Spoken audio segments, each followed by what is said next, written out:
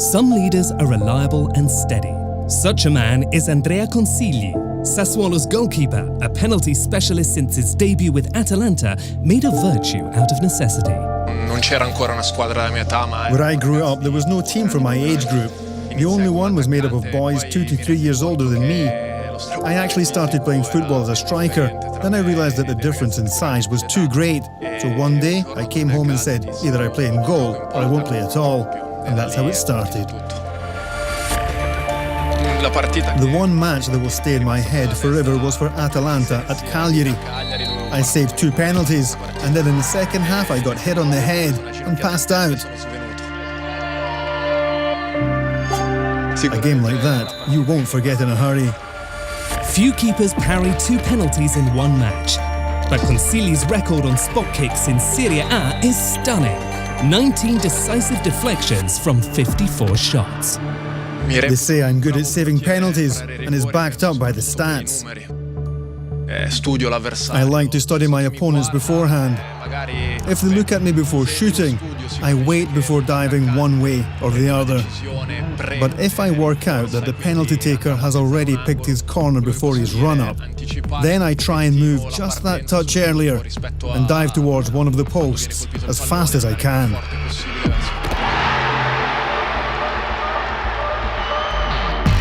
Consigli joined Sassuolo in 2014 and was first choice from the off. He returns the favour, valuing the club's ethos and coaching staff. I've always had coaches with new ideas, who I've learned a lot from. I like Eusebio Di Francesco's ideal football a lot, and I'm also into De Zerbi's game. He's crazy about his football. I think it's quite incredible to see such a small side like Sassuolo play with no fear against Serie A's biggest teams like Juventus, Inter, Milan or Roma. It's not for everyone. Our build-up play is ideal to take advantage of our 3 or 4 front players.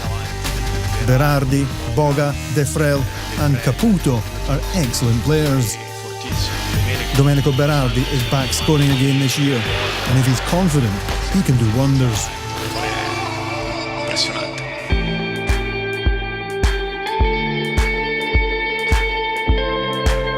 Sassuolo is like no other club. This club wants young managers with good ideas. This is the right place to try out something new. You can experiment, and the results have borne out this philosophy. To see names like Politano, Pellegrini or Sensi who arrived here without fanfare and who are now doing well in big clubs is gratifying. It proves we're working well here. The man who made Sassuolo the special place it is, the protagonist of this story, is Giorgio Squinzi. The club's owner passed away on October 2nd at the age of 76. Squinzi guided Sassuolo from the 3rd division to Europe. I recall when I would come back to the changing room after warming up before a game, I'd go past the president and he used to tell me, "Remember to pull the shutter down."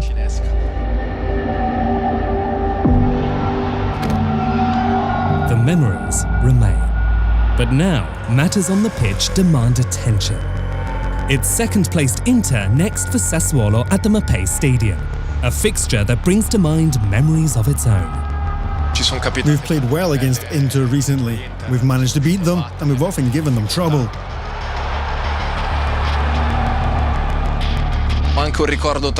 But I also have bad memories. Making my Sassuolo debut there at San Siro when we lost 7-0.